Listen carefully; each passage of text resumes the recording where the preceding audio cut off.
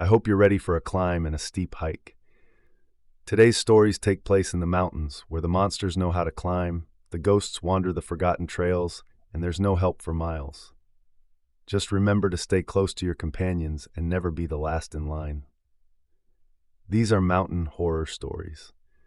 This story was passed down to me by my grandfather. I'll be relaying this story from his point of view. He said this happened to him when he was 17 years old. He was born and raised in the lush wooded landscape of Northern California. Our family has roots all over Northern California and Oregon, so naturally most of us are avid hunters and outdoorsmen. My father, grandfather, and I are very experienced with the wildlife that inhabit these woods. So what my grandfather encountered in the woods of NorCal back in 1968 is something still debated amongst our family. It was late spring in 1968. My senior year of high school was coming to a close, and I couldn't help but reflect on the last 4 years of my life. So much had happened. My childhood best friend, Greg, had gone missing on a hunting trip 2 years prior. No evidence had been found that could help determine what had happened to him. Local law enforcement eventually gave up searching.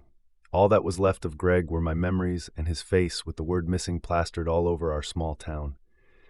From the day he vanished, I spent every weekend scouring those darned woods, hoping I could do what all the trained professionals couldn't.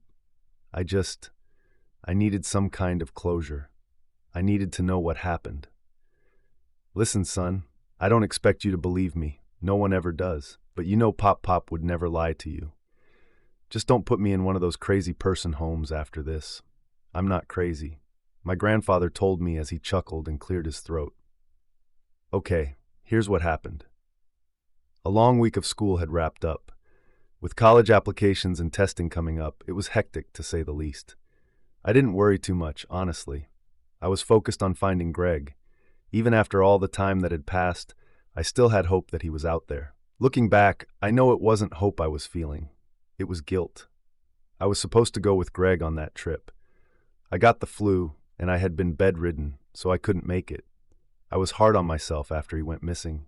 Maybe if I'd gone with him, he'd still be here. Anyway, it had become routine. I'd done this so many times before that it became normal, almost like brushing my teeth every morning. Just another part of life.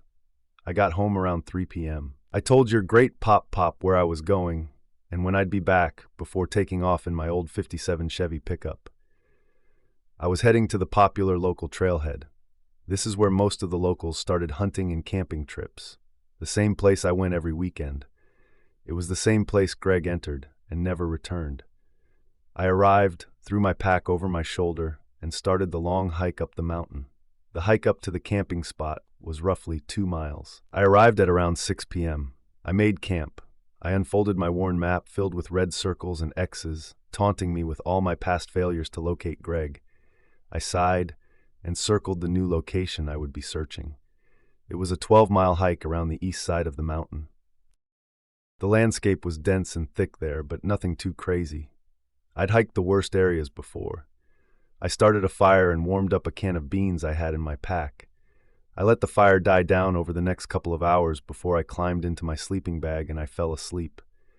The familiar sounds of crickets and bullfrogs acted as a soothing lullaby. That night, I had a dream of Greg. Even though finding him was a main part of my life, not once had I had a dream of him. I remember I could see nothing but pitch black. I could hear the sound of trees rustling during a rough windstorm. Then suddenly, a small light appeared in front of me. It was flickering yellow and red as I walked towards it. I reached the light and I could see Greg's face illuminated by the flickering light. He held an old oil lantern above his head. I stopped roughly 5 feet in front of him. I tried to talk, but no words came out. He slowly started to shake his head back and forth, and then he began to decay in front of my eyes, flesh falling from his skull like ice melting on a hot June day.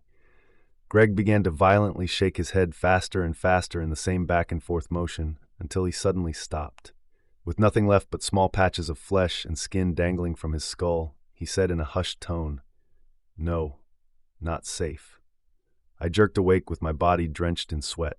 I felt sick. In that moment, I had no desire to continue my search. I wanted to go home.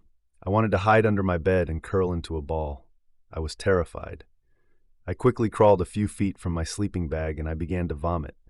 I then sat up against a nearby oak tree, and I began to quietly sob into my knees. After a few minutes, I opened my eyes and I was met with my necklace dangling from my neck.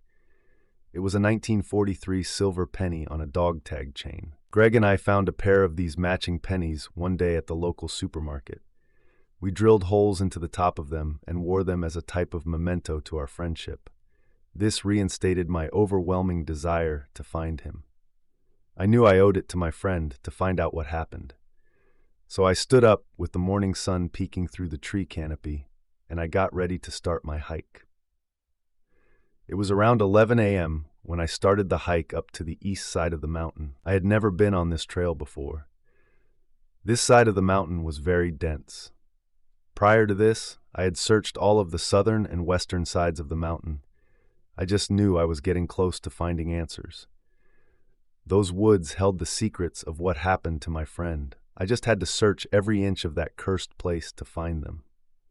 I stopped to rest and rehydrate around halfway up the trail. I sat on a large boulder facing the direction I'd come from. I took a sip from my canteen when I heard a loud, guttural scream from behind me. It was far away, but I felt uneasy seeing as it came from the direction I was heading to. I told myself it was a mountain lion and that I needed to stay vigilant. All I had on me was a large buck knife for protection. I stood up and began hiking again when I heard the scream once more. It was a bit closer this time, but still fairly far away. I stopped walking to listen.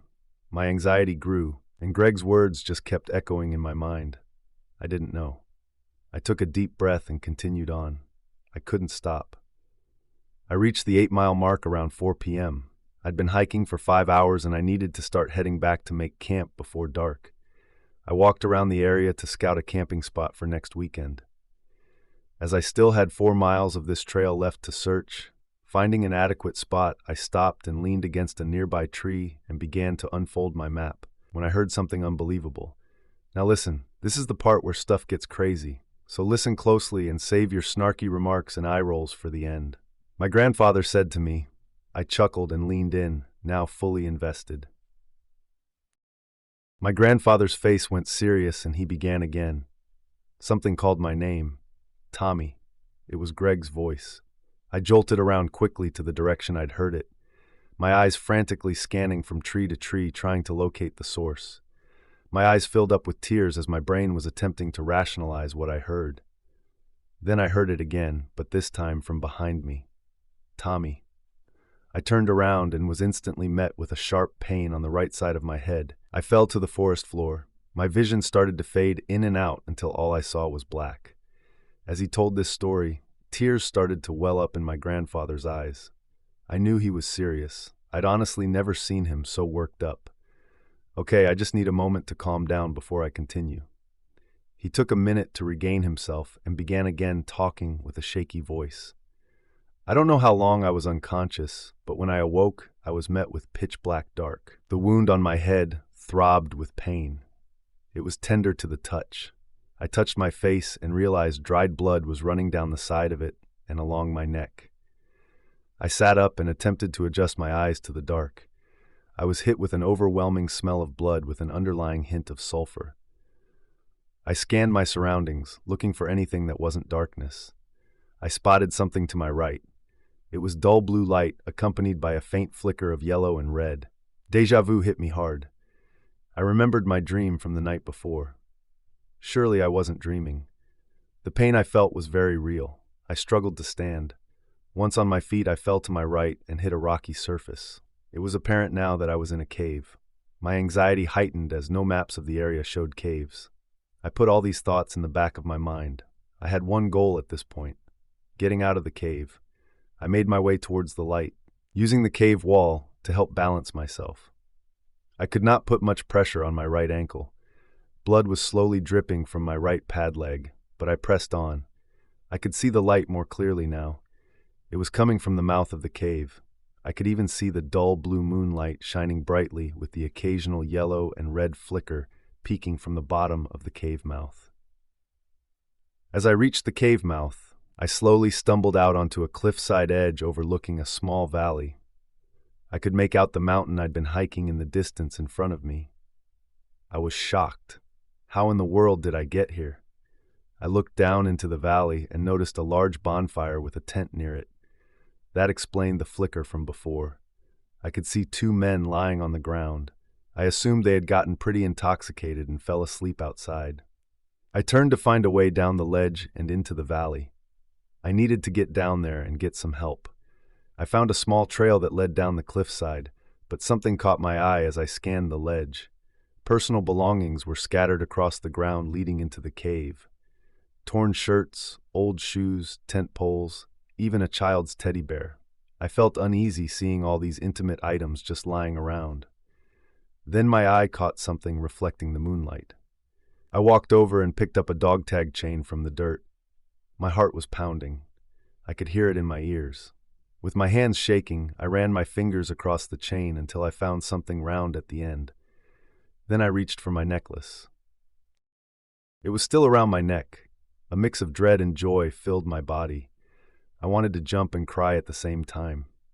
Greg was here, or he was at one point. I called into the cave in a hushed tone. "Greg, are you in there?" I started to wobble back into the cave when I heard a loud crashing from the valley below. I placed my back to the ledge and crouched down as to not be seen. I scanned the tree line surrounding the camp when I saw movement. I watched in horror as a long, lanky, gray arm sporting 4 bony fingers slowly emerged from the tree line. It grabbed the right leg of one of the men and slowly dragged him into the surrounding brush. I couldn't believe what I was witnessing. Suddenly, everything made sense. My dream, Greg's warning, how I was knocked unconscious and ended up in a cave. I had no idea what that thing was, but I knew it would be back. I shoved Greg's necklace into my pocket and made my way down the cliffside trail as quickly and quietly as possible.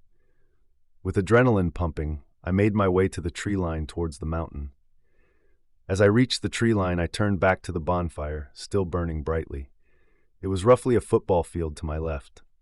I noticed the second man was gone. I could only assume the creature had already come back for him.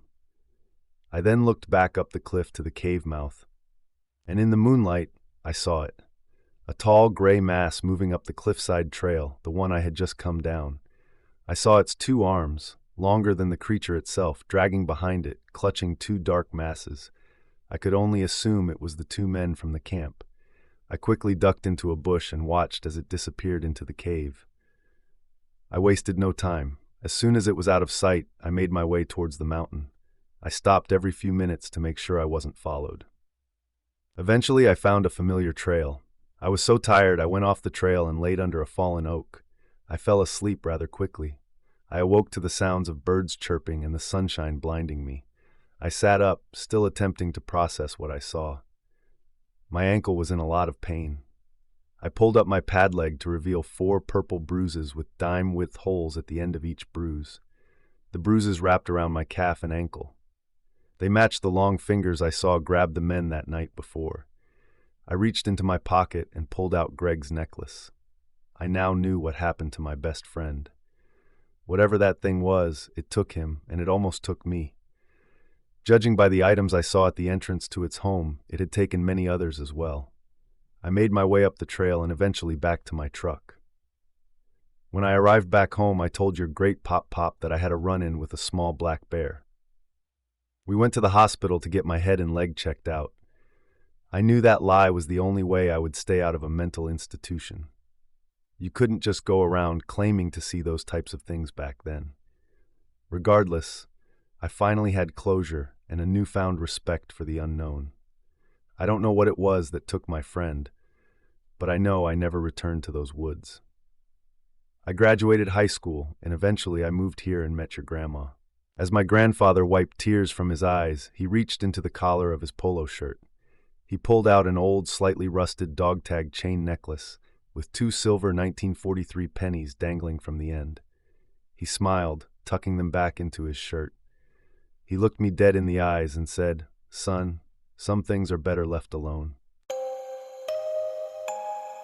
I'd like to preface this by saying I'm still quite a young guy, being sub-20. I'm definitely not a writer or creative enough to come up with some scary story, But I do ask that you believe me when I tell you that everything in this story is true. Now, it all started when I was born 16 years ago. I live in a very small town in southern Utah, so small that unless you really go looking, you won't find it on any map. Ever since I was young, I've had a very strange connection with the paranormal.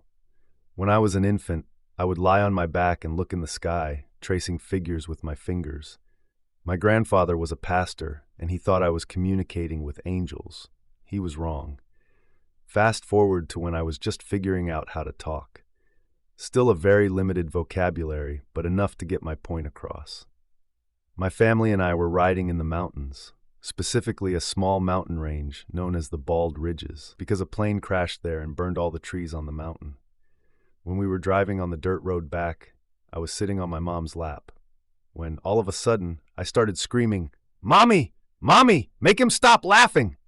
My brother pulls over to the side of the road, then speeds off, claiming that when he stopped, he heard footsteps outside his driver's side door. Obviously, I do not remember this firsthand due to my age, but everyone in my family tells it the same way. They even went back to the road the next day. We took pictures of what appeared to be utterly unnatural footprints that some creature left behind. They're still in my father's closet. But that was only the beginning. Strange occurrences continued to surround me. One evening, while my family was sitting in the living room watching TV, I started mumbling, "Where's Dorothy?" My mother figured I had an imaginary friend or something of the sort, but my dad's face flushed pale. Dorothy was the name of my father's stillborn sister. He never talked about it, as he was young when it happened. No one in our family even knew about it. So how had I? Another strange occurrence happened when we were driving home from the city, grocery shopping and such. We were maybe 5 or 10 miles out of town. All of a sudden, a wolf walked out in the middle of the road. My father slammed on the brakes, and this wolf just stood there. Now, we don't have wolves here in southern Utah, so we figured maybe it was domesticated, and that's why it was so calm to our vehicle. But something was off. Then I swear to God, it smiled. It looked right at me and smiled. Then it casually walked off the side of the road into the darkness. There are too many encounters to name and talk about, but the final and the most important happened one night before my brother died. We were in the Bald Ridges once again. My brothers and I were cruising around the mountains. I was in the back seat, my 2 brothers in the front. Now, cattle ranchers own the better half of the mountain, allowing their cows to roam and feed on the grass. So it's not uncommon to see cows on the road at night. But out of nowhere, we started hearing hooves hitting the grass, like a stampede. All the cows were running from something. And then we heard it, a blood-curdling screech shouting from the bushes. The sound of it kicked my brother into overdrive. He slammed on the gas, driving as fast as he could, trying to avoid the cattle's stampede. Then a bull walked right out in front of the truck. My brother slammed on the brakes, and as soon as he did, there was a crash into the back of the truck, shattering the rear windshield. We made it out of there in one piece, but we went back in broad daylight the next day to find the same type of footprints we found 16 years ago. The messed up part? Both of my brothers are now dead. One killed himself, and the other died from sepsis. Is all of it connected? I don't know, but I'm scared. These events only seem to happen when I'm around, and they all started around the time I was born. I think I'm connected to this thing, like it's some byproduct of my existence. If you have any idea what's going on, let me know, because I need answers. My family and I love hiking in the mountains. We used to do it every summer. That summer we went to the mountains of Slovenia. I can remember the green slopes of the mountains while the plane was approaching the Ljubljana airport. We were going hiking for a couple of days as we usually did. During the trip, things went nicely. There was nothing out of the ordinary. Everything happened after a couple of days. We were walking towards our refuge. The sun was up until we made it to the valley where our refuge was. This valley was perpendicular to the sunlight, giving us a lot of shade, rendering the valley more grayish with the rocks. Before that refuge, there was another one that had closed recently. As we approached the door of the locked building, A paper stating the reason of the closure was pinned on the door to redirect tourists. On it read that the previous owner had apparently committed suicide and that the refuge would stay closed for the summer. A bit shaken up about that information, we decided to continue our hike as it was the end of the afternoon. I do reckon that information probably set us up in a bad mood, but it didn't stay too much on our minds. The next refuge we arrived at was a bit special. Basically, there were no owners in charge, and residents were in charge of keeping the place clear. When we arrived, there was a group of about 6 to 8 people who were already eating at the table. After greeting them, we settled ourselves in and took off our shoes. We joked around and discovered how the toilet worked. The air seemed peaceful. Nothing weird about the place, and there was a stream further away, giving a nice backdrop sound, while the gray shade of the rocks made the place naturally cool too. The refuge itself was just a dormitory with bunk beds for at least 20 people. There wasn't a bathroom, and the toilets were in a separate building. The refuge only had windows on the side that faced the direction of the stream, which was also the entryway. We could see the trail that kept going up the valley toward the passage at the top. Every evening we'd go in, as it was starting to get cold by then, and clouds would gather around the sky. The last thing we wanted was to get rained on. I was fast asleep one night, and I sleep like a rock. I can fall asleep listening to music, and even sometimes the alarms I put on are not enough. My dad often has to shake me awake, but that night I woke up really early. Of course, at first I wasn't stressed about it. It happens, and I can fall asleep again pretty fast. But that night something kept me awake, something even to this day I can't explain. And I'm not the type of guy to believe too much into ghosts. When I woke up, the refuge was silent apart from the storm outside. I love storms. My girlfriend and I would often keep track of them. So I relaxed, listening to the water falling on the roof and the thunder rolling in a nearby valley.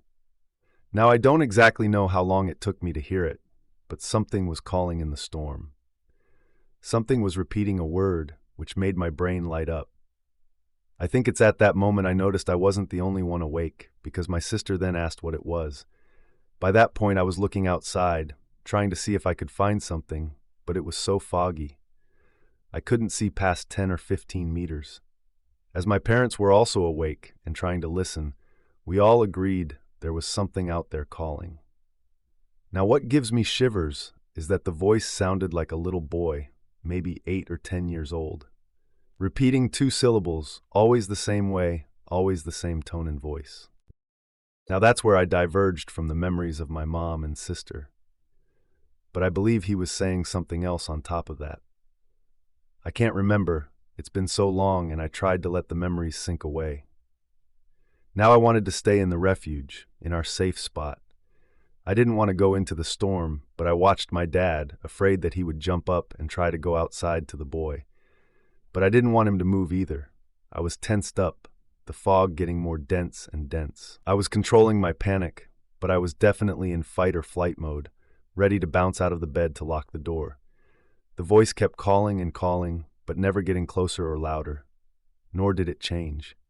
It was the same dreadful voice. It reminded me of an episode of Doctor Who, where the boy is looking for his mama. I felt as if something was out there trying to lure us out of the refuge.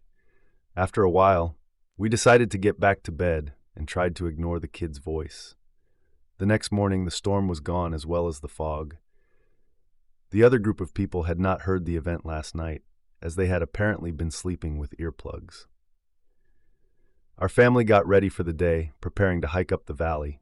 When we set out, I was in front with my sister, when we noticed someone on a rock.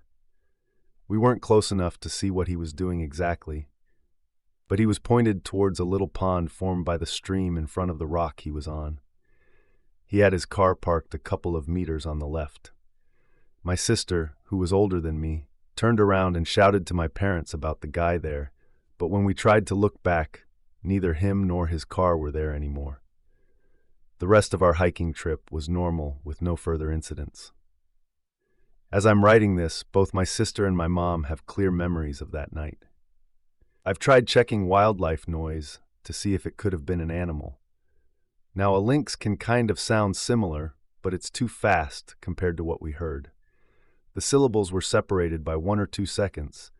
Plus, why would he make that sound in the middle of the storm? To this day, we don't know what it was. We don't know why it happened. We don't know what it wanted, or if it was even spiritual at all. So if you like these stories, then hit the like button, press the notification bell, and subscribe for more spine-tingling content. And we will see you in the next story.